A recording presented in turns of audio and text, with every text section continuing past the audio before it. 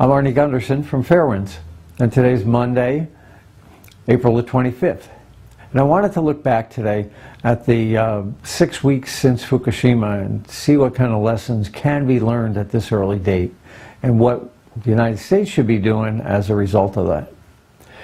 Well, the industry had a worst case assumption of 1% failed fuel on one reactor. And in fact, we've got multi-unit sites, and we've got 70% failed fuel at 3 reactors at Fukushima. You know, clearly what we thought on March 10th was worst case is in fact not worst case at all. The Nuclear Regulatory Commission assumed a containment leak at 0.5% a day. At Fukushima, we have 3 reactors, reactor containments leaking at enormously amounts more than that.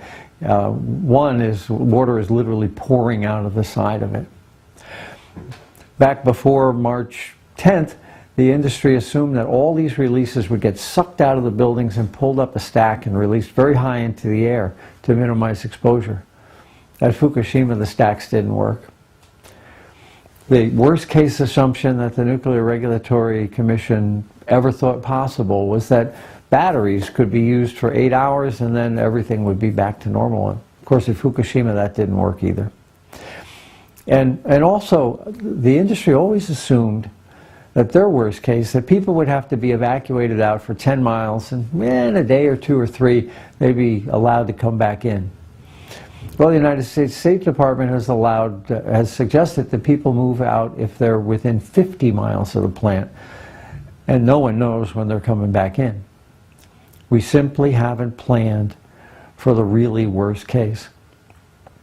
If you look at Fukushima, we've got 3 reactors in one form of a meltdown or another, and we've got 4 spent fuel pools that have had fires, explosions, and leaks. Again, in one form of meltdown or another. That's 7 problems.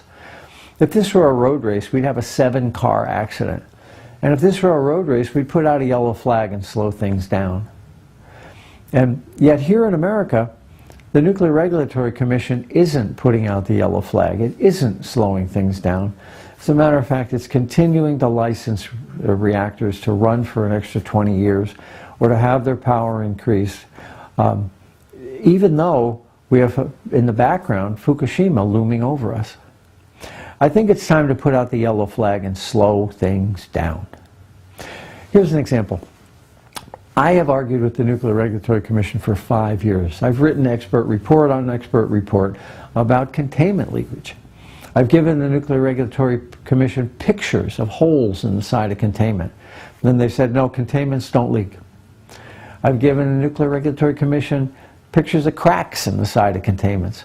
And they said, no, containments don't leak. There's 0% probability that a containment will leak.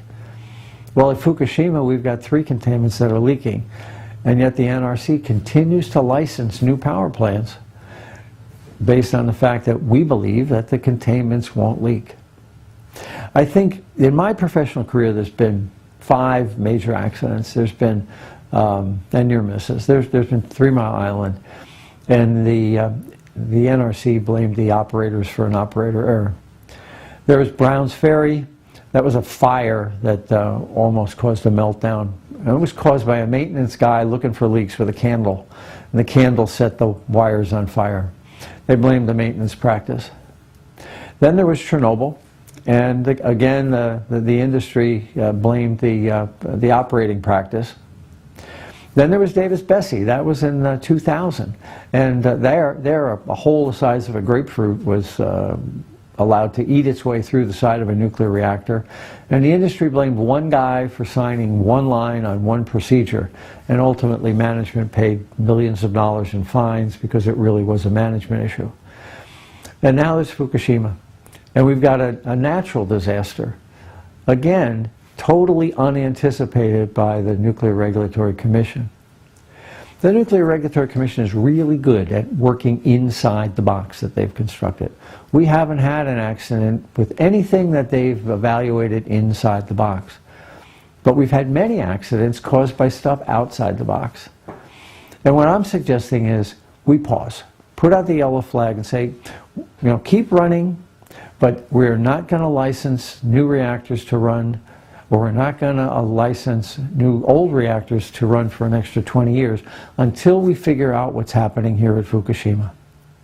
I think we have a couple things that we can do. We can petition the government to have a really independent agency take a look at the Fukushima problem and not have it staffed by Nuclear Regulatory Commission employees. They've missed every major accident until after the fact for the last 40 years. We need independent thinkers who can think outside the box and anticipate what's really the worst case. And the other thing I think we need is a freeze on licensing. Some reactors will probably, at the end of this process, realize that the Fukushima problems are so great that they should be shut down. It might be because of evacuation planning. It might be because of other reasons. But I think we're going to see that. But a pause in licensing right now, where reactors should continue to run, but not be relicensed in a situation like this until the Fukushima lessons learned are there, is appropriate. Not just the old reactors, but also we've got new reactors working their way through the licensing process with billions of dollars of loan guarantees. We don't need that power now, and now is the time to slow things down rather than grant licenses and ultimately say, oh my God, we made a mistake. Well, what I'm suggesting is that if you recall back 100 years ago, the French said, never again, it's not going to happen again, and they built a wall between them and Germany, and the wall was called the Maginot Line. And that wall was designed to prevent an attack from the previous war. They were fighting the previous war instead of the next war with the Maginot Line. Well, by building new reactors, I think we're building a new Maginot Line. Technology's changed. We have computers, we have smart grids, we have distributed ways of generating power closer to the grid with not as much waste and much higher efficiencies. So by putting loan guarantees in the process where we've got tens of billions and potentially hundreds of billions of dollars of money on the line, we are creating here in America a Maginot Line. The technology of the 20th century was to build large power plants. The technology of the 21st is not.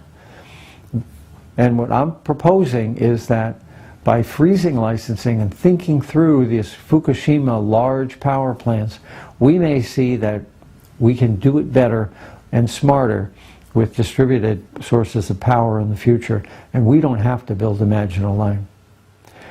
Well, I hope we all contact our representatives and ask for a freeze on licensing and ask for an independent agency to come in and evaluate these plants, because I don't believe the Nuclear Regulatory Commission is going to think outside the box.